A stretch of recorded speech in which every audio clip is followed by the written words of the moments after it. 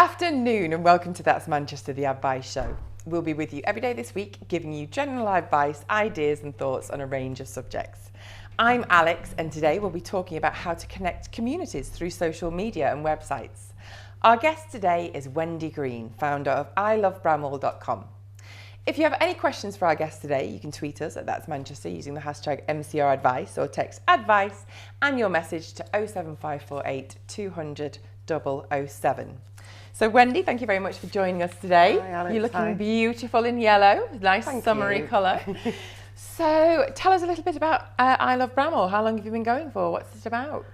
I Love Bramhall is a website which I set up in November 2013, and it embraces everything that happens in my lovely little village, which is in South Manchester, just near Stockport. Set up a Twitter account, set up Facebook, and then off the back of that, then set up a website. So what inspired you to set it up then? I think a few years ago, I Love Manchester was set up, which was a Twitter and a Facebook page. And I thought, well, maybe our little village in South Manchester might benefit from a little Twitter feed. So I set up I Love Bramhall and started tweeting and started engaging with the businesses and the community groups around the area. And that sort of grew, and I started getting quite a few followers. So I thought, well, I better do a Facebook page now. So I did a Facebook page and put a few photographs on, and that sort of seemed to work. And then suddenly I was thinking, well, maybe I need to do a proper website to bring everything together. So that's where ILoveBramhall.com was born. Fantastic. And what kind of things do you cover on the website? Absolutely everything and anything. So it's got business listings. So every business in Bramhall, hopefully, is on there. Everyone gets a free listing. So if you're not on it and you're in Bramhall, make sure you get in touch with Wendy now. Definitely need to know.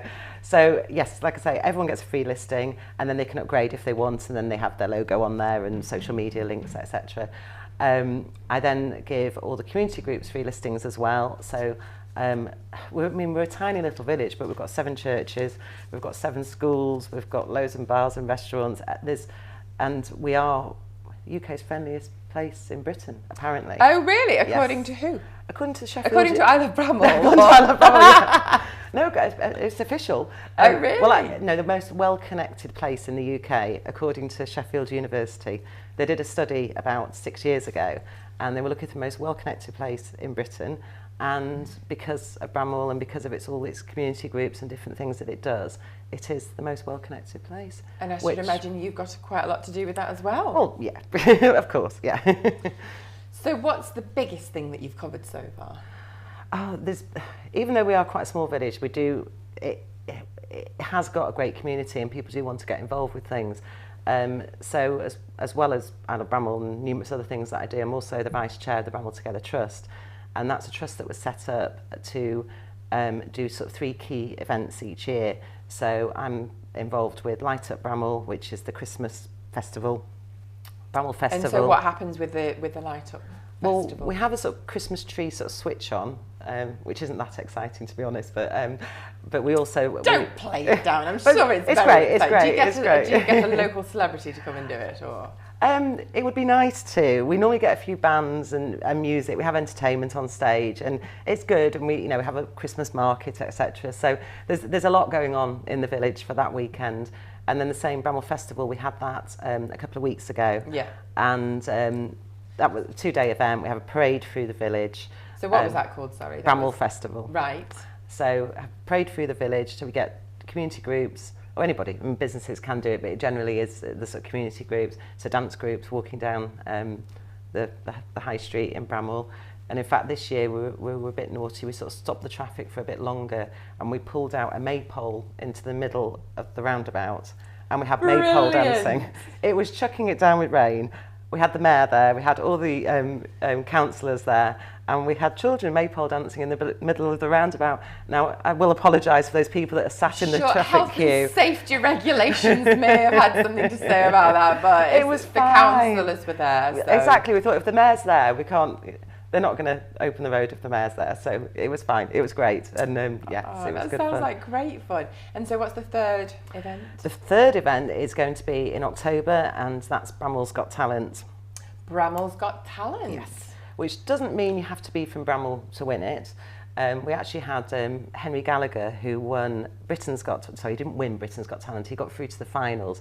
Henry Gallagher, he was the gorgeous teenage lad with yes. the hat. And well, he's not even teenage. He's 12 now. He was 10 when he won Bramhall's Got Talent. Oh, really? But he wears a little bit Ollie Murs. He's got the, plays the guitar. He did the trilby. song about his girlfriend, the girl that he liked. Oh, yes. He was so cute. And he entered Bramhall's Got Talent, did he? He won Bramhall's Got Talent 2 years ago. Yes. Fantastic. Yeah. But now he's going to be a super celebrity Superstar, now. yeah. Simon Cowell's got his hands on It's great, him. but he's always come back to help us in Bramhall. If we have an event on, we always seem to get Henry back to do us. We did a fundraising event at some point. He came back and played for us and things. So that's fantastic. Great guy. So, God, see, that's what could happen if you enter Bramhall's Got Talent. You never know. End up with Mr. Simon Cowell. Absolutely. So how do you go about setting up a website? I mean, it's for people who have never done it before. I mean, what kind of advice would you give? And something so exciting is to get the community together. What was your first step? I suppose the biggest part is to get all the content together, and especially, like I was saying, that I give everyone a free listing. So you're like a private detective, you have to find out what is going on, who is in Bramhall. Now, it's quite easy to walk up and down the high street and see the shops, but I know and it's probably going on in many towns and villages around the country, where there's a huge amount of people now that actually work from home. So you don't know about them, they haven't got a shop front, but they do exist. So a lot of research from my I'm just a bit nosy actually, trying to find out what's going on, and there's loads and loads of businesses that you wouldn't know about, but like I say, I've hopefully highlighted them on the website, and that they're on there and people can be found. And then obviously getting engaged with all the community groups, because we've got scout groups, brownie groups, rainbows, cubs, beavers, loads. So much going on. There's so much going on. Yeah. And it's not until you put it all together in one place that you suddenly realise how much is actually happening, And well, that's just it. I mean, it's just such a great idea to get everybody, helping out each other, and I should imagine it's just so exciting for and such a help for all, because I think you were talking about you did some kind of event and the whole community got involved with helping out, didn't they? I did. I did it last year and I did it this year as well. I decided to put on a big free tea party for the senior citizens in Bramhall, which literally involved me sort of begging and borrowing off everybody in Bramhall to get the event off the ground. So that was from marquees, sort of gazebos, party tents were loaned to me. I had the local scout group put them up for me.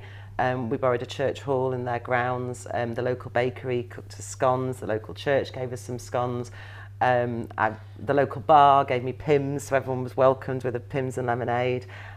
Huge sort of shout out on social media to say, could you please donate cakes? So all these people that, majority I'd never met before, I've sort of seen their names somewhere on Facebook or Twitter, but I've never met them, and they were just appearing with amazing cakes. So that's such a beautiful story, because everybody goes on about how, social networking is the end of real socialising and getting together. But I mean, that's had the opposite effect for Bramhall. Completely. It's brought the whole community together, and it's such a lovely story. And I had Bramhall High School there. I mean, they came along and they did it again last year. They gave me about 60 students to help out throughout the day. So I had one shift of 20 that would help set up the tables, and the local florist donated flowers. I mean, it was just a beautiful event. And then with sort of about 2 hours worth of the kids from Bramhall High entertaining, so they had a band, so 3 hours worth of entertainment in total from, I had a DJ there the whole time, and like I say, everything was donated. I paid for nothing except for some publicity, and we had sponsors that paid for the publicity and the posters, because obviously trying to target the elderly sort of population in Bramhall, they don't tend to be on social media, so the way to do it was that's another thing posters. that I was going to say. It's so nice that you got the elderly community involved, because obviously when you think of social networking groups and your community group, everything being web-based, you think that they might miss out, but you made sure that they didn't. No, and they were all there. There was 250 elderly senior citizens there, and it was fantastic, amazing event, And luckily this year the sun shone beautifully. Last year it chucked it down, but that the heavens were looking down on you this year. Absolutely, yeah. So, have you encountered any problems? You know, what are the minuses? I mean, yeah, obviously there's so many pluses in setting this up, but what any problems? Time. Yeah. That's the biggest problem. It's that you could, especially when I'm obviously, if I've done something on the website, then I want to get that out onto social media. So you've got your Facebook, your Twitter, Google Plus, etc. And it's actually having the time to continuously promote. Because, you know, my aim is that everyone in Bramhall and the local area gets to know about my website. And I could probably spend 24 hours a day doing social media to get people to engage with the website. But obviously you need to have a life as well. I do and obviously try you need to make some money, because I mean, is this making any money as yet, or do you have to work at the same time? There's advertising spaces available, and hopefully that's the way I can make money. But again, I think it's quite hard, and I suppose this is one of the problems to begin with, is when you launch a website, you've got no stats, you've got no one coming to the website, so it's quite hard to convince somebody to advertise on a website where you've got nothing to prove that it's going to work. A year on, yes. Now we're looking at it. I mean, I had a look actually a couple of days ago. In the last 30 days, just shy of 14,000 page views. So really, that's 14,000, yeah. So their stats, they're there. I can show those to anybody that's potentially wanting to advertise with me. So that, you know, my Facebook and my Twitter, I started with obviously no followers.